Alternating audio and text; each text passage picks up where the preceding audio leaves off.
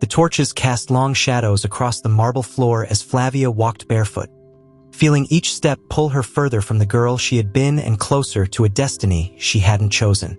Behind her, 7 witnesses stood motionless, figures silhouetted against the gloom. Their faces showed neither compassion nor cruelty. They were masks accustomed to witnessing rituals that no one dared name aloud. She had been told that this was tradition, that all the brides of Rome had walked this same path, that resisting would only bring shame upon her family. But no one had explained to her what this rite truly entailed. Not until the veil of the public ceremony vanished and she stood before the stark reality that awaited her. It was at that moment, when they removed the cloth that concealed the figure in the corner, that she understood that Roman marriage bore no resemblance to the images of saffron, nuts, and blessings that adorned the streets during the procession. That was merely the surface, the glittering paint with which society masked a much deeper and more unsettling act. It was the year 89 AD. Flavia IA, barely 18 years old, was about to cross a threshold that would change not only her legal status but also the way she understood her own body. The day had begun with familiar rituals. The orange veil, the 6 braids tied with woolen ribbons, the contract that transferred her from her father's authority to that of Marcus Petronius Rufus, a grain merchant 25 years her senior whom she had barely met 3 times. All of it had felt familiar. It was the public part, the part that could be recounted without causing a shiver. But what awaited behind the closed door belonged to another world. A world where tradition ceased to be a symbol and became a tool, where the bride's body became the focal point of a legal transaction. It was there, in that sealed space of witnesses, that the true transformation would occur. How could a civilization capable of building aqueducts and such precise laws simultaneously construct rituals that are almost unimaginable to us today? But that night, Flavia only felt an inner murmur, an intuition growing like a crack. Something was about to break inside her. The wedding procession had been, at least on the surface, a scene worthy of Roman frescoes. Flavia walked along the cobblestone streets, enveloped in her flame-colored veil. Around her, the neighbors sang the Fessinina, bawdy songs meant to ward off bad omens, though they often devolved into jeers disguised as blessings. Her mother walked beside her, her face bearing a solemnity that contrasted sharply with the celebration. That morning, while braiding Flavia's hair, she had shed silent tears. Before Flavia joined the procession, her mother embraced her with unexpected intensity and murmured, "Don't resist. Whatever happens tonight, don't resist. Only then will you prevent things from getting worse." It was a phrase that sank into the young woman's mind like a dark omen. When she turned to her mother during the procession, she found not a smile, only the reflection of an ancient pain, inherited and passed down like a secret no woman could speak aloud. When the door of Marcus's house closed behind them, the bustle of the street subsided.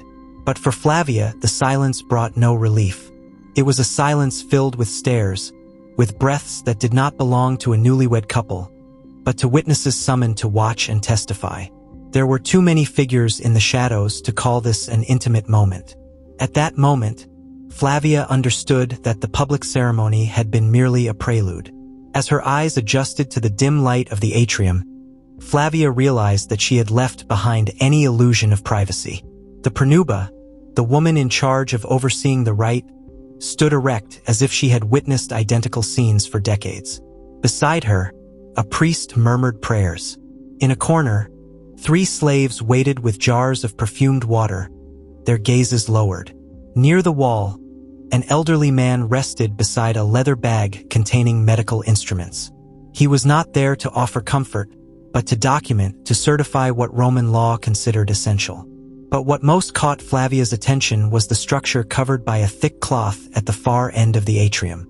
Although she didn't yet know what it concealed, her intuition told her that this object was the core of the rite, the part that no one dared to explain clearly. The Pronuba stepped forward and took Flavia's hands firmly. "Welcome to your husband's house," she said with ritual authority. "From this moment on, the sacred rites must be performed as our tradition demands." The Pronuba explained that just as a plot of land had to be inspected before being sold, marriage also required verification.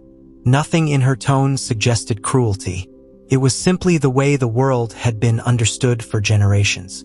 In that instant, Flavia felt trapped inside a social machine designed long before she was born. A machine that didn't distinguish between land, livestock, or human bodies. And in the impassive gaze of the witnesses, the young woman understood that the ceremony wasn't for her. She was the ceremony. The Pranuba gestured toward the covered structure. When Flavia pulled back the cloth, the entire atrium seemed to fall silent. Before her appeared a vertically carved wooden figure, polished and carefully designed with an intention the young woman understood instantly, though she wished she didn't. "You must greet mutinous Tutnus," the Pranuba said with solemnity. "You must ask for his blessing to receive your husband, and you must present yourself before him as tradition demands." Flavia had heard the god's name only in whispers among older women, almost always accompanied by an evasive gesture. Mutinous Tutnus, the god of the beginning of marriage and of fertility, a god so uncomfortable for the Romans that he was rarely depicted in public. Yet numerous ancient sources, from pagan writers to early Christian authors, alluded to him, always with the same uneasy tone, as if speaking too much of him meant revealing something society preferred to keep shrouded in silence. Saint Augustine would later write about this rite with indignation, describing the ceremony as a practice so inappropriate that even mentioning it was unsettling. Arnobius hinted that brides were placed before the god's symbol under the gaze of their husbands. Varro spoke of presentation and contact in vague but unequivocal terms. The fact that each author avoided going into detail was paradoxically what revealed the most. They all knew what it meant, and none wanted to be the one to explain it openly.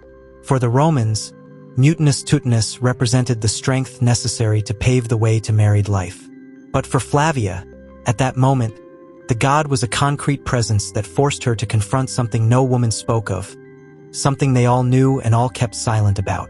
The Pranuba gently adjusted the young woman's shoulders, as if positioning a piece within a ritual fixed since time immemorial. Around them, the witnesses kept their gaze lowered, not out of modesty, but because the ritual required no emotion, only compliance. Marcus, from the back of the room, watched with obvious nervousness, as if he too were a prisoner of a role he had to play without question. The murmur of the lamps became almost deafening when the Pranuba placed Flavia before the wooden figure. The woman gave instructions in a soft, almost maternal tone, which contrasted unsettlingly with the purpose of that moment. Flavia trembled, though she didn't know if it was from fear, shame, or the growing awareness that her will no longer played a part in the process. The Pranuba's hands guided her with ritual precision, adjusting her movements, correcting any gesture that could be interpreted as resistance. There was no explicit violence, but there was a structural firmness, a silent message.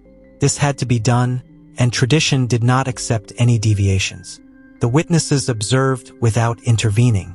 Their faces remained impassive, as if the scene before them were as routine as signing a document.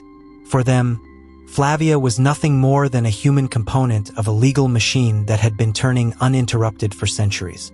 In the eyes of the Romans, mutinous Tutnus was not an obscene figure.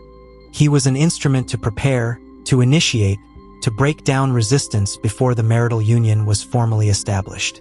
The rite functioned as a forced introduction to the role that society expected: obedience, docility, availability. The bride's body had to learn from the very first moment that it did not belong to itself. As the ritual unfolded, Flavia felt something inside her begin to crumble.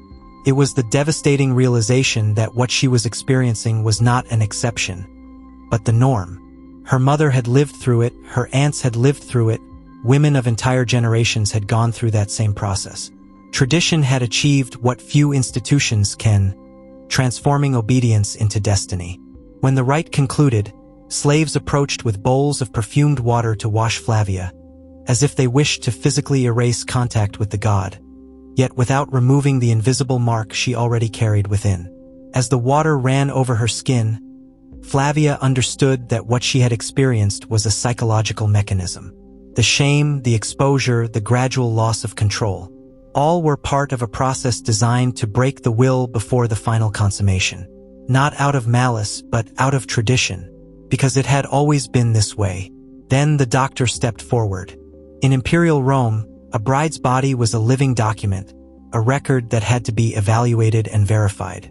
The law demanded consistency and accuracy, and medicine served as a tool to certify what the law needed to confirm.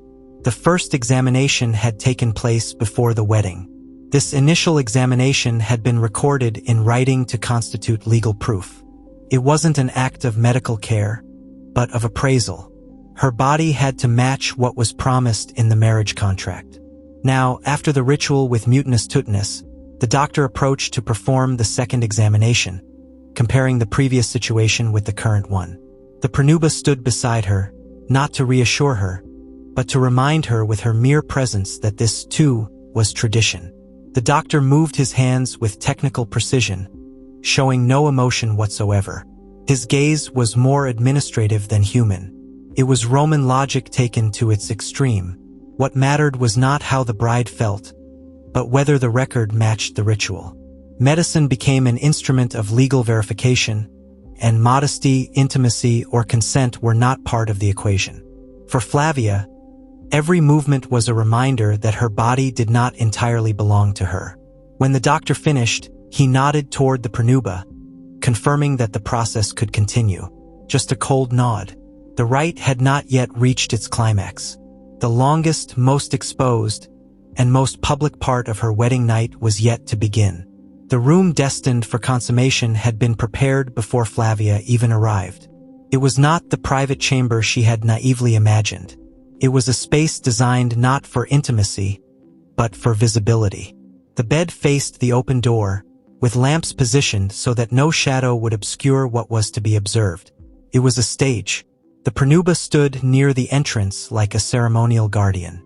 The witnesses remained close enough to attest to what they would see and hear. The door, by custom, had to remain open all night. There was no clearer metaphor. For the Romans, marriage did not begin in private, but in the public eye.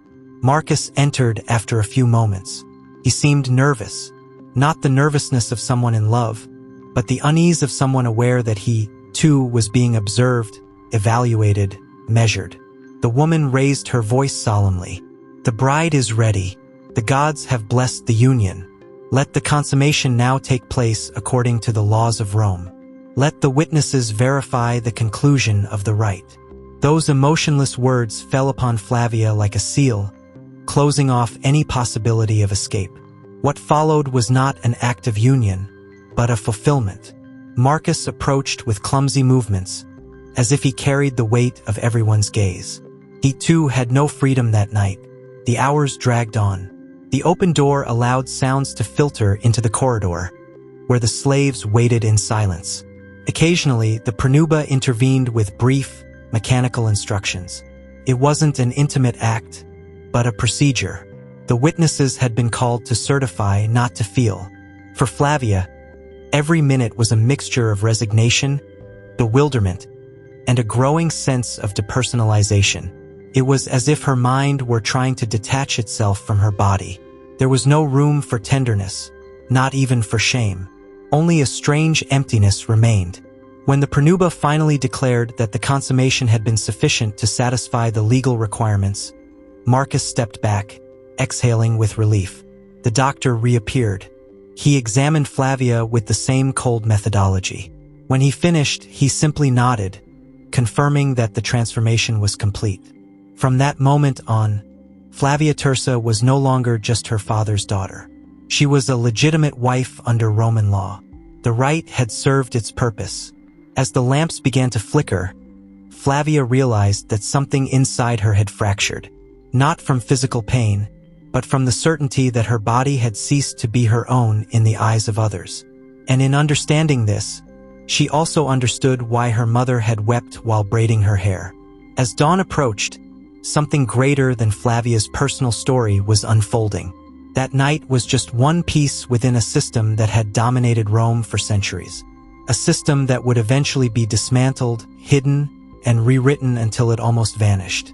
If we know fragments of those practices today, it is because history, even when attempts are made to erase it, insists on leaving traces. Modern scholars have had to reconstruct these rituals from scattered fragments.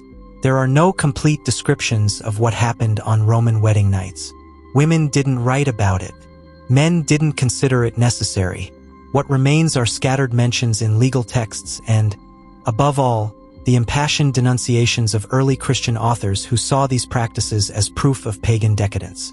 Ironically, it was those authors who wanted to condemn and erase them who left us the most detailed clues. When Christianity began to spread throughout the empire, it brought with it a radical idea. That intimacy should be private, that the body had intrinsic dignity, that marriage was not a transaction but a sacred mystery. For the new believers, the presence of witnesses at a conjugal act was offensive. The use of figures like mutinous tutinous was unthinkable, and so began a long process of silencing. Statues of the god were removed from domestic temples. Some were deliberately destroyed, others buried. The most explicit passages of ancient texts disappeared from manuscripts copied by monks. Frescoes depicting wedding rituals were covered with layers of lime. What was once tradition ceased to be mentioned. In a few generations, the entire empire had collectively learned to forget something that had controlled the lives of millions of women. Yet erasing a ritual does not erase its echo. As the centuries passed, Roman weddings began to be remembered in an idealized way. The saffron veil, the wedding hymns, the walnuts thrown on the ground. The gentler parts survived in paintings and poems. The other parts, those that turned a woman's body into a legal document and the wedding night into a public spectacle, were pushed to the invisible margins of the past. Thus was born a convenient myth. But as with all softened stories, its beauty was sustained by a deliberate silence. In the years that followed, Flavia became what Rome expected. She managed the household, participated in religious ceremonies, and raised 4 children. In the eyes of society, she was the epitome of a Roman matron. Dignified, serene, and obedient. No one would have imagined that her adult life began under the gaze of witnesses, recorded as a transaction. She never spoke of her wedding night, not with her friends, not with her mother, not even with her daughters when it came time to arrange their marriages. Not because she wanted to protect them, but because she understood that no language could translate that experience into words. What had happened was not an isolated incident. It was the very structure of the world she lived in.